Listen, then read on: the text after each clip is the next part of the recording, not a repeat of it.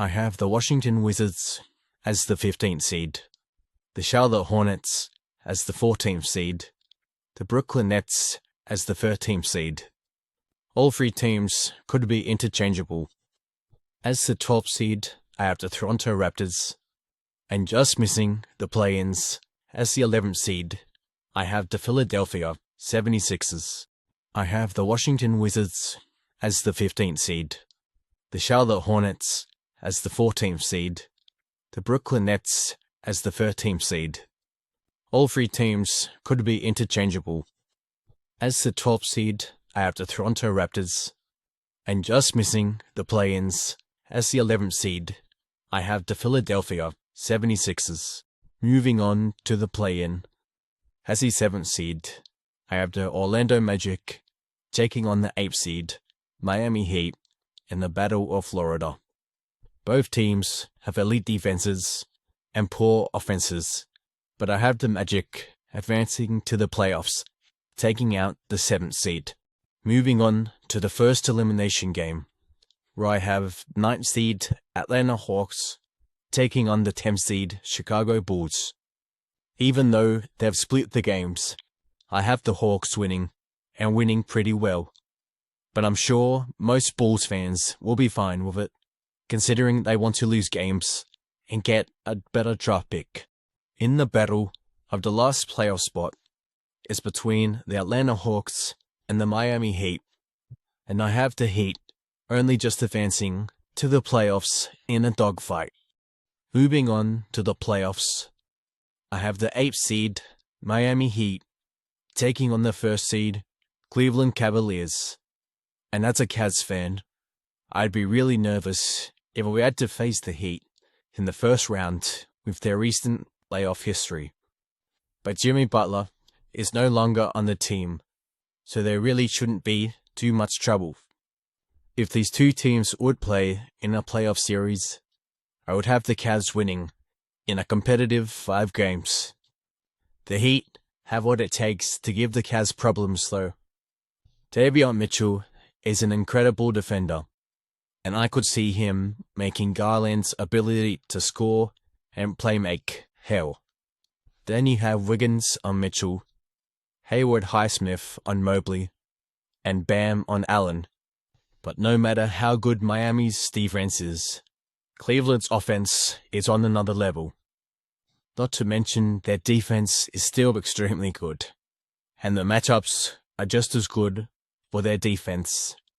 Isaac Okoro is a lockdown defender off their bench, and sometimes he's able to start if Max Strus is underperforming.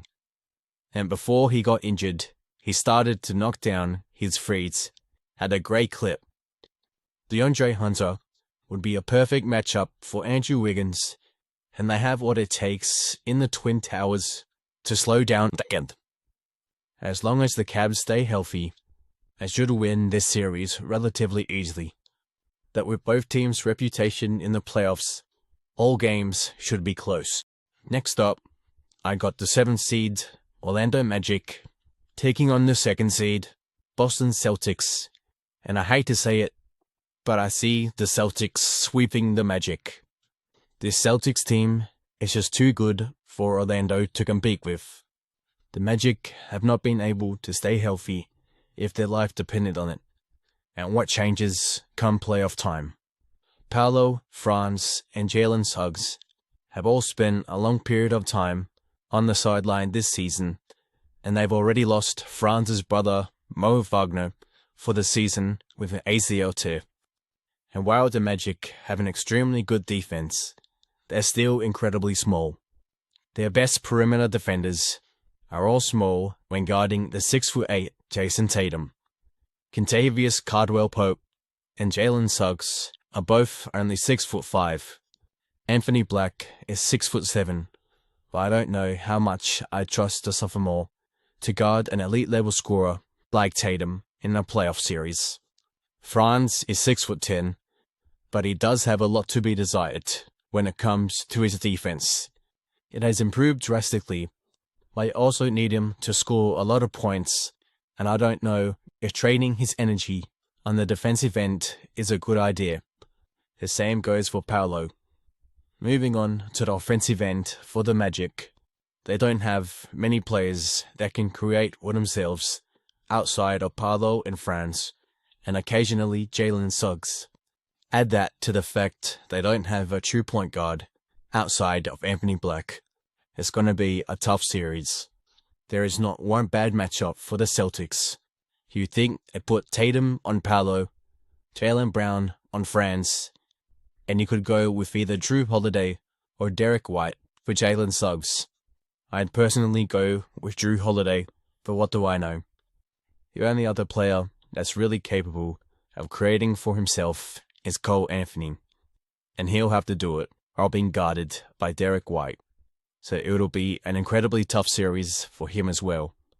The only way the Magic have a chance is if their insufferable defense works on forwards or the Celtics guards like Drew Holiday, Derek White, and Peyton Pritchard, and they turn it over a bunch. The next series up is between the 6th seed Detroit Pistons and the 3rd seed New York Knicks. This is probably the closest and most fun series in the first round of the East. Both teams have an equal chance of winning this series, but I'm going to say the Knicks only just come out on top.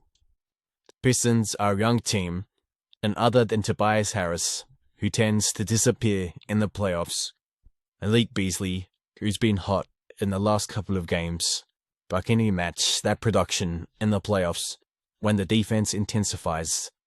There's still no return date for Jaden Ivey, so who knows if he'll be available for the playoffs. If he's not, it gives a massive advantage to the Knicks. I'm a little bit worried for the Pistons offense. OG Anunoby and Mikal Bridges are an elite defensive duo, and if Cade struggles to get breathing room, it's going to be tough for them to score points, because pretty much everyone on the roster struggles to create for themselves outside of Tobias Harris and Dennis Schroeder. Compared to the Knicks, who have a bunch of players that are capable to create for themselves, like Brunson, Cat, Mikal Bridges, and even Deuce McBride off their bench. Even Josh Hart and OG are able to create their own shot at times. And outside of Asar Thompson, the Pistons don't have a lot of extremely good perimeter defenders. They have guys like Cade, Beasley, and Lindy Waters that can hold their own defensively at times, but not someone like the Knicks have in their wings. They also don't have the elite rim protection that a lot of teams have. They have Duren, who's not that great of a defender for his height, but they do have Isaiah Stewart, who brings that toughness off the bench to potentially skedaddle Cat. The last first-round series I have is between the 5th seed Indiana Pacers and the 4th seed Milwaukee Bucks. This is a rematch of the first-round series last year. If both teams are healthy, I got the Milwaukee Bucks advancing to the second round in 6 games. This whole series could go either way, and I wouldn't be surprised at all. Giannis hasn't been able to stay healthy in the playoffs in the last couple of seasons, and there's a chance he might get hurt again. The way he's been going all out every single night on both sides of the ball, it's going to be taxing on his body. As long as Giannis stays healthy though, I got the Bucks winning. But if Giannis or Lillard go down, I could see a world where the Bucks go out in the first round for the 3rd season in a row. Nobody on the Pacers are capable of guarding Giannis. Pascal Siakam and Miles Turner can try their hardest, but none of them have the strength to keep up with him. They have Jarris Walker, who's probably their best option to slow Giannis down, but you're never going to be able to stop him. They have the defenders in Aaron Nesmith, Andrew Nembhard, Ben Shepherd, and Obi Toppin to deal with Damian Lillard and Kyle Kuzma. They got Miles Turner to guard Brook Lopez, and the Bucks, other than the guys I've mentioned, don't have that many players that are able to score a whole bunch, other than maybe Bobby Portis when he returns from his suspension, and Kevin Porter Jr. when he feels like it. I worry about the Bucks' perimeter defense at times. Yes, they slightly upgraded it at the deadline when they traded for Kyle Kuzma, who's been a much improved defender in Milwaukee, but he's not perfect and can still have his struggles. They have Andre Jackson Jr., who's their best defender, but he struggles to get consistent playing time. They also have Gary Trent Jr. and Taurean Prince, who are decent defenders, but not good enough to contain some of the best guards or forwards they'll have to face in the playoffs. Moving on to the second round, I got the 4th seed, Milwaukee Bucks, taking on the 1st seed, Cleveland Cavaliers, and I've got the Cavs winning in 6 games. A lot of people are predicting the Cavs to lose in the 1st or 2nd round, which I just don't understand, considering the team is completely different from the last 2 years. I don't think people truly understand just how much a different coaching staff and style makes to a team. Not to mention, they're more than likely getting a healthy Jarrett Allen, Donovan Mitchell, and Ty Jerome in the playoffs, and they got the addition of DeAndre Hunter, who's so much better than Karis LeVert and George Niang are in the playoffs. Moving on to the series, I can see a world where the Bucks do upset the Cavs. I just don't see it happening. But it'll be completely delusional of me to guarantee the Cavs win this series. The Bucks have what it takes to stop this Cavs team. The rise of Evan Mobley is a big part of the Cavaliers' dominance this season, and I don't think he will be that influential when guarded by Giannis. And I think the same goes for Jarrett Allen, even though at 36 years old, Brook Lopez is still an incredibly good defender. But you go to the other end, and the Cavs also have what it takes to slow Giannis right down. So this series will come down to the guards and wings, and I trust the Cavs in Garland, Mitchell, and Hunter over Lillard, Taurean Prince, and Kyle Kuzma, or Gary Trent Jr., whoever bags the starting shooting guard spot. Then you factor in the bench, and there's not a single person in the world that would trust the bench of Bobby Portis, Pat Connaughton, Andre Jackson Jr., AJ Green, and Kevin Porter Jr. for the Bucks, over the bench of Max Strus, Ty Jerome, Dean Wade, Isaac Okoro, Sam Merrill, and Craig Porter Jr. if he gets minutes for the Cavs. The second series in the second round is between the 3rd seed, New York Knicks, and the 2nd seed, Boston Celtics. And I've got the Celtics winning in 5 games. This has the ability to be the most entertaining playoff series in the Eastern Conference. Both teams have what it takes to stop the best players in the series. OG Anunoby and Mikal Bridges are incredible defenders. They haven't been as good, mainly Mikal Bridges, defensively this season, but I believe he can get back to his best in the playoffs. If he can, the Wingstop duo have what it takes to slow down Jason Tatum and Jaylen Brown.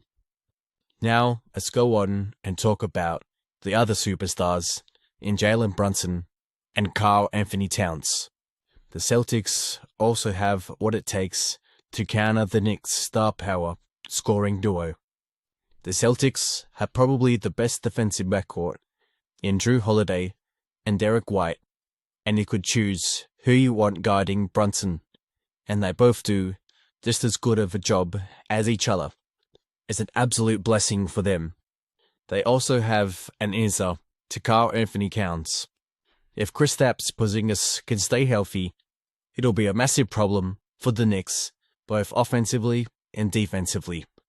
The Knicks are yet to beat the Celtics this season or a contending team, while there has been without Mitchell Robinson for most of the season.